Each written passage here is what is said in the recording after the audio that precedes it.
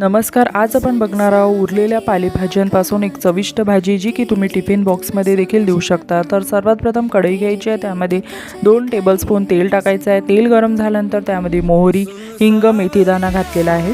त्यानंतर एक चिरलेला कांदा, कढीपत्ता, आलं लसूण हिरवी मिरचीची पेस्ट, चिरलेला पात्याचा कांदा आणि टमाटर घालून छान मिक्स केलेला आहे. त्यानंतर हळद, चवीपुरते मीठ, लाल मिरची पावडर, थोडासा गरम मसाला आणि थोडीशी साखर घालून छानपैकी मसाले शिजवून घ्यायचे आहे.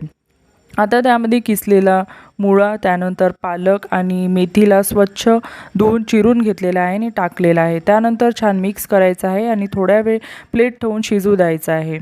आता आपण चेक करूया. तर बघा, त्यामध्ये थोडंसं आपल्याला बेसन पीठ टाकायचं आहे आणि पुन्हा मिक्स करून आपल्याला छानपैकी एक वाफ काढून घ्यायची आहे. तर बघा, आपली जी भाजी आहे ती बनवून तयार आहे. तुम्ही नक्की करा. वरून कोथिंबीर घालायची आणि तुम्ही ही रेसिपी नक्की करून बघा. थँक्यू.